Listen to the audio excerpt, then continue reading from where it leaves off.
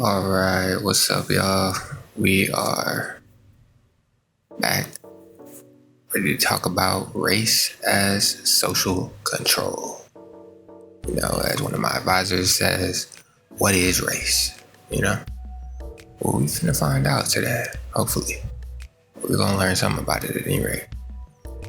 So obviously I've designated that it relates to these other topics that I talk about. You know, you got here colonial Virginian race, class, the behavioral sciences, COINTELPRO, all this good stuff, eugenics. Not obviously good stuff, but you know, stuff that we are going to become familiar with. So to get back to this dude, Theodore Allen, and what he talked about in his book, The Invention of the White Race, he said, quote, "At the threshold of the 18th century, it was Virginia that led the way among Anglo-American continental colonies in codifying the concept that, quote, race, not class, is the great distinction in society. It was then, too, that the Protestant Ascendancy instituted its system of penal laws designed to put an end to all other distinctions in Ireland, but that of the Protestant and Papist." So he's, clarifying this fact that Ireland was going through the thing they were going through in terms of this sort of religious and ethnic-based conflict that kind of created a pretext for the racial conflict, or conflict that came out later, but I mean really around the same time is what he's pointing to, across the water, across the Atlantic Ocean, in Virginia and throughout the U.S., or what would become the U.S. and the colonies. So as I say here, Allen, while notable in his contributions, seemingly limits the character of racial oppression to that which he finds in common between the histories of the Irish and of Africans oppressed by English colonization and social control efforts. In this capacity, he states that, quote, "The defining characteristics of racial oppression are declassing legislation directed at property-holding members of the oppressed group, deprivation of civil rights, illegalization of literacy, displacement of family rights and authorities." So no doubt, this is a relatively rare and genuine effort to uncover the nature of these political, social, and economic avenues for exerting social control over both Irish and Africans. And in that, Allen found parallels that frequently are overlooked by, critics. There is a tendency in the scholarship on race to contrast Africans and Irish due to a variety of factors, least mentioned among them by Allen, at least the fact of Irish slave ownership, for example, in Jamaica, like I mentioned previously, and Irish racism in the present day. Just as well, Irish were brought into the police profession a lot up in the north, especially areas like Boston. And so a lot of it has to do with that as well. Likewise, as demonstrated in the racial resentment scale used in the social sciences, there seems to be some sense in the United States that since Irish have become white, quote unquote, through somehow being better citizens than African Americans. Now, obviously, this is not the reason for the difference in outcomes between African Americans in the U.S. and Irish Americans. Obviously, that reason has to do more with the differences in how race was used as a means of social control and basically warfare. So to understand this better, we can look at a quote from the great revolutionary scholar who was unfortunately assassinated back in the 70s, but I believe anyway, Walter Rodney. And so first we have this image that has been sitting at the bottom here. Unfortunately, racial caricatures, but this stuff helps us to understand where this BS comes from, basically, and how these people were thinking. But if we read here, it says the, quote, Iberians, this is not from Walter Rodney to be clear, this is from this guy, H. Strickland Constable's Ireland from one or two neglected points of view. But he has the, quote unquote, Irish Iberian on the left, the Anglo-Teutonic, and the Negro on the right. He says the Iberians are believed to have originally been an African race who through thousands of years have spread themselves through Spain over Western Europe. Their remains are found in the barrows or burying places in sundry parts of the countries. He goes on to talk about skull shapes and all this other bullshit, basically that, every person that talks about this has a different theory. They're all, pretty stupid, to be honest. You could find more from the theory about Yaqub and all the other stuff in the Nation of Islam, like mythologically that's talking about the same thing in a whole different way, but that's a completely different conversation. But obviously this is just one example of the kind of ways that people rationalize these categories of people they were coming up with and used it to justify the ways they were oppressing them. But anyway, as Walter Rodney explains, quote, European buyers purchased African captives on the coast of Africa, and the transaction between themselves and Africans was a form of trade. However, quote, on the whole, the process by which captives were obtained on African soil was not trade at all. It was through warfare, trickery, banditry, and kidnapping. Most of all, for social scientists, Rodney offers the reminder that, quote, when one tries to measure the effect of European slave trading on the African continent, it is essential to realize that one is measuring the effect of social violence rather than trade in any normal sense of the word. So this is, a cover of his book that I'm quoting from, How Europe Underdeveloped Africa. Legendary book. You should all check it out. But what is further notable here is the fact that Rodney, like many others, for example, George Jackson, Deruba Ben Wahad, Frantz Fanon, characterizes not only slavery, but likewise the perpetual period of racial oppression levied upon Africa by Europeans. For, Rodney, he calls this the word I probably shouldn't say on here to not get in trouble or whatever, blank of Africa. This was 1445 through 1870 as one defined by logic of warfare. So again, all these individuals I just mentioned and many others, Panthers, many revolutionaries, have understood that this is a psychological side of a war, basically. A race war that essentially has always been going on, but only in the sense that they created this concept and spread it in the first place, right? So he further emphasizes that part of the importance of this is that it requires us to understand the limitations in the available data. Quote unquote 10 million Africans being victims to the slave trade is necessarily an undercount when you consider not only the technology and incentives which curtail record keeping, but also the logic of war. So to the extent that, they didn't care about these people, obviously because they were enslaving them and kidnapping them and engaged in warfare, why would they be counting or accurately counting it besides where it was an economic concern, but where it might have been, about torture or some sadistic, it could have been an undercount for all kinds of reasons. So that's, again, a whole other topic, but it definitely relates. As present circumstances demonstrate, this shall always be kept in the back of our mind when thinking about matters of warfare. The true character of the warlike behavior in these contexts of social control, therefore, should not be avoided in our analyses. While American historiography generally does not characterize the slave trade or colonization or many relations at all between Europeans and Africans as quote-unquote war sides in North Africa, Rodney and others have mentioned that I mentioned are among the many who argue to the contrary. What constitutes war, genocide, and related such terms will always be up for debate in a world where history is written by the victors, as they say. To whatever extent we know that to be the case, we should temper our expectations with respect to what colonially derived or imperially maintained sciences have to offer in terms of analyzing, quote unquote, the real truth. And this is talked about in the book Social Science as Imperialism by the Nigerian political scientist who was also assassinated, Claude Ake. And I'll talk more about him another time. But even working with these lower bounded numbers, 10 million Africans, it's really not hard to see that the devastation associated directly with these forms of racial social control was massive. So this is another book you all should check out. It's called Racecraft. I'll talk about it more in a moment, but it really makes this important to what I'm talking about right now, a suggestion that race is a kind of logic similar to how people rationalize magic in their head when they believe in it.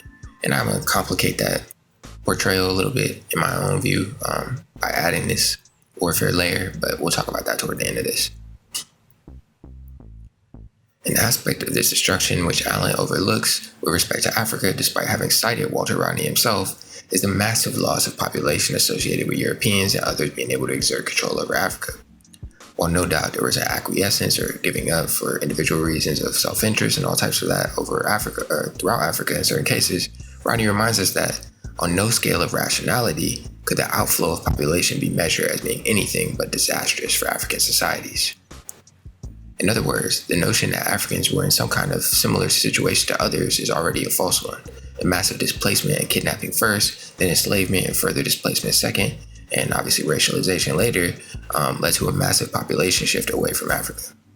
And not only are there social consequences for this, as demonstrated in the work of Leonard Wachacon, one of my professors, and Nunn, but there are political and economic ones as well. A loss in population at this scale has spiraling effects for the entirety of the continent, making the difference between the case of Africa and Ireland, and many other such cases, a matter of scale. Allen does, however, offer continuous points of interest on the matter of specific character of racial oppression in a few ways. For example, by declassing legislation, which I mentioned earlier, he means the use of the legal system to literally eradicate any pre-existing social classes among the quote-unquote enemy, target, or otherwise oppressed upon group. No doubt, as his work illustrates, there's a continuity on this point between the cases of the Irish and the Africans. However, for those brought to the Americas as captives of war, as Rodney emphasizes, then later classed as chattel slaves by birth for generations thereafter, we must at least acknowledge the various other social control technologies exerted through this process, which produce a unique array of social devastations upon Africans. Any group, like any individual, will have a unique experience in this regard, and there is no purpose in comparing the groups for the sake of, what we call today oppression Olympics. I generally agree with that. However, for those social scientists and people otherwise interested in truly grasping the development of political technologies, such as social control explored here, it is vitally important to track how tools like quote-unquote racial oppression have been weaponized differently in different cases and sometimes to different ends. And obviously, this helps us to formulate, and understand different ways that people have resisted this type of repression as well. Allen, we should note, clarifies, while still using the terminology of race, that in Ireland it was a condition of the same actors, notably, so the British, but otherwise different in character from white supremacy. So he calls it Protestant Ascendancy. So again, it has this specifically religious character, which we obviously today associate with Ireland and with their struggle with that. That is not quite the same as what we call race. So even though there's similarities there, it's sort of like a technology. That's why I say that evolved to fit a further purpose of control, right? And it didn't need to be, conspiratorially produced necessarily, but there may have certainly been intentional, conscious elements that were doing that. But this is really probably, or in many arguments at least, a rationalization after the fact or at the same time for, basically the warfare and economic exploitation that these people were already engaged in or planning to engage in. So relatedly, Allen makes the point that through family separation, which he calls an assault on family, comes the destruction of social identity. He supports this argument by pointing to laws which prevented wealth accumulation or incentives otherwise for Irish Catholics amidst the regime of Protestant Ascendancy, quote unquote. On the other hand, Protestants were afforded these privileges, a point which he uses to undergird his overall argument about the invention, or rather coercive assembly, of the quote-unquote white race concept through incentives and disincentives such as social identity destruction and gradual assimilation. In these societies exploited by such forms of European social control, such as that exerted by the Anglo study here onto both Africans and Irish, it's clear that as a means of warfare, the family is destroyed. Quote, even free African Americans were restricted in regards to the civil right of marriage. Intermingling or miscegenation would incur penalties for both Europeans, Africans, and natives in Virginia after 1691. Nevertheless, the practice persisted, particularly asymmetrically, and through relations which we again view, as we should, as problematic today, such as is exemplified by the sexual exploitation of Sally Hemings, who of course was a child at the time, by the U.S. quote-unquote founding father and esteemed Virginian, Thomas Jefferson. Despite this and the demographic shifts, it would be Virginia, and later at least in official state law capacity, Alabama up till 1990, which was the location for the fraught U.S. Supreme Court case, Loving v. Virginia, in 1967, where anti-miscegenation or interracial marriage laws were ultimately ruled to be unconstitutional. And mind you, the one-drop rule came out essentially of Virginia as well. So, very interesting back and forth there. In the same way, the introduction of the topic of family becomes controversial for its victims when exploring racial social control. The discussion of the suffering of the Irish under Protestant ascendancy tends to bring forth heated discussion and debate when compared and contrasted with the suffering of Africans under various forms of imposed white supremacy.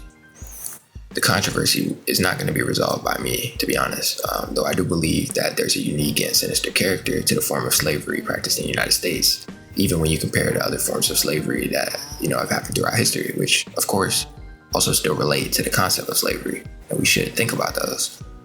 But there is a uniqueness to it, and that has to do with the use of race as social control, and in particular, dehumanization associated with that, which I'm going to argue in a moment, really has a kind of spiritual domain to it. And to think about that, you could look at terms like black magic and, see how that came to be used with reference to places like Haiti, as well as the term demonology, which, refers to this kind of study of these entities, and basically was believed by someone like as high up as King James, who, the colony of Jamestown and the King James Bible are named after. He was cutting off the heads of people that they claimed were witches, and he wrote his dissertation on demonology. And, this colony of Jamestown is where this race concept, in many ways, at least in the English characterization of it, was kind of rooted. So there's a lot going on there, a lot of overlap. So the following will be said finally on this kind of matter of these interactions between different groups and the similarities there. I think there is uniqueness to the Irish experience, and it forms the racial impression that ultimately was faced by Africans. Likewise, there's uniqueness to the experience of women under racial oppression in the history of the United States and indeed in Virginia. And yet, there's also uniqueness to the experience of African men under the same system. Each of these should be understood for their complexities in order to better understand how social control has been exerted, in order that the destructiveness can be curtailed and the talons of this system unhooked from the oppressed. And obviously, I'm not going to go into this too much at the moment, but there are many ways that race as social control was used against Europeans as well.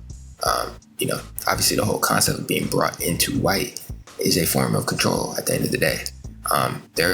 It wasn't the case that every single white person was a top beneficiary of this, but they were told they were a top beneficiary of this. And sometimes that's all you need to hear for some people. So to buy into the system of race, that is. So there's a lot to think about there. I could get into some of the laws, for example, that were passed in Virginia, where they said that, white men of a certain age were conscripted into basically being slave patrols. So basically like police, what we call today. So, that just introduces some interesting complications, but obviously over time, people voluntarily participated in this stuff. But they were certainly shaped at a certain point as well. And there were people trying to exploit these dynamics. So there's a lot there and a lot to think about in terms of this. So some final notes on this topic. I take inspiration from that book I showed you above called Racecraft by Barbara and Karen Fields, which demonstrates the arbitrariness of race categories popularized in the United States, and they make the argument that it functions in people's minds in the same way that something like magical beliefs does.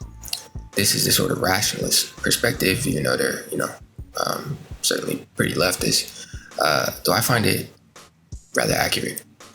For example, they argue that people tend to blame race for an event without knowing what the actual cause may be, this being due to the fact that they believe in race in the first place, sort of something they place their faith in. This evidentiary standard for people who believe deeply in race as a cause and in and of itself is often impossible to surmount regardless of the level of evidence you provide in the contrary.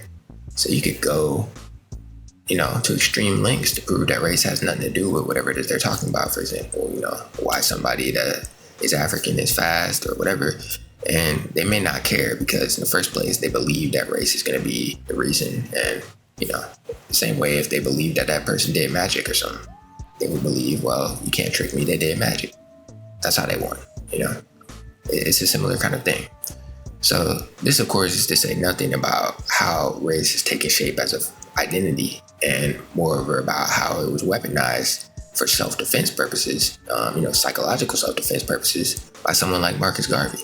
So, and these other folks that push Black nationalism and, someone like Steve Biko, Black is Beautiful, all these things, they all certainly relate and are self-defense mechanisms in response to psychological warfare.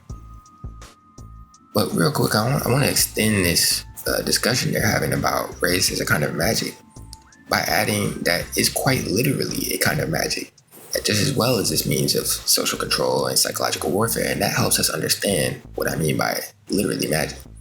So it could be compared to something like these concepts of a thought form, egregore, or a mind virus, and other concepts that are usually used in spiritual contexts. But of course, they say like the woke mind virus and all that stuff, right? But mind virus is a real concept in the sense that you can spread an idea to other people and it could be contagious and even detrimental to them. So these refer to thoughts that take on their own life with our minds and effectively then begin to inhabit the kind of collective conscious or unconscious.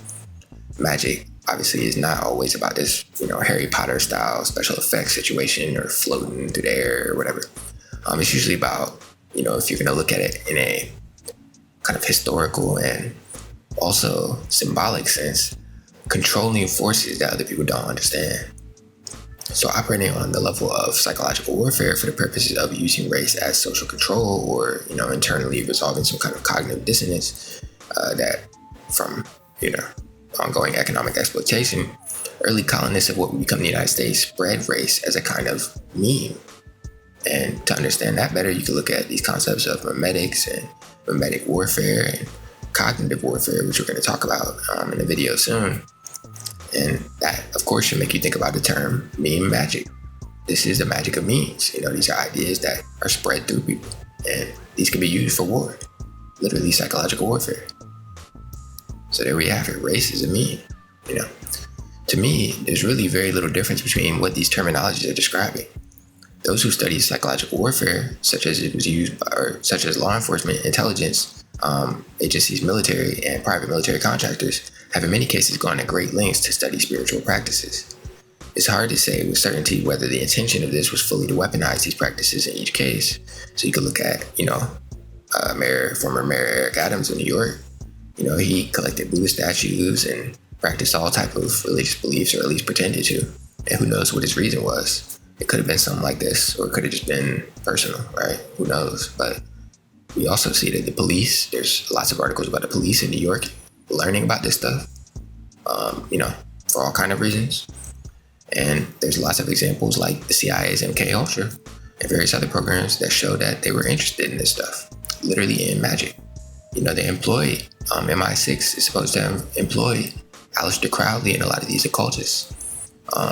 And you can really go extremely deep on that. But today we're not going to go too far, but it's pretty easy to show empirically that people have been researching hypnosis and for the uses of intelligence, and that this has some clear relations to how sort of psychological warfare is engaged in today through social media and through lots of other mediums.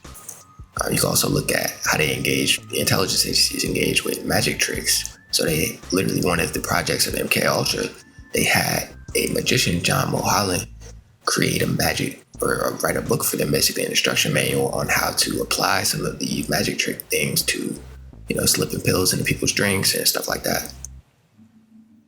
So this suggests that there's a great deal more to these occult practices and overlaps with warfare that scientists and others tend to accept. This finally suggests that race itself has functioned much in the same regard. On the other hand, many have managed to practice a kind of defense against the dark arts, you might say, where it comes to this, spreading counter curses of sorts in response to attempts to dehumanize and destroy Africans and other racialized groups. So that's really what I have for you today in terms of race as social control. This is an extraordinarily deep topic. I mean, you could talk about this forever, and in some way I will, because I'll talk about how it relates to these other things, but hopefully, I've given you a real more in-depth engagement here of the kind of things I'm going to talk about. I mean, there's a lot going on here, and I promise you it all relates. These intelligence agencies certainly think magic relates. These people that have been practicing it certainly think it relates. This is how political power was constructed for millennia, eons. People convinced others that they had power over forces they didn't understand, and it's possible that they did. We call that science today, and people exploit that to put themselves in positions of hierarchy and build technocratic systems. So, like I said, we could go on forever, but certainly I think the argument can be made that race is used as a form of social control.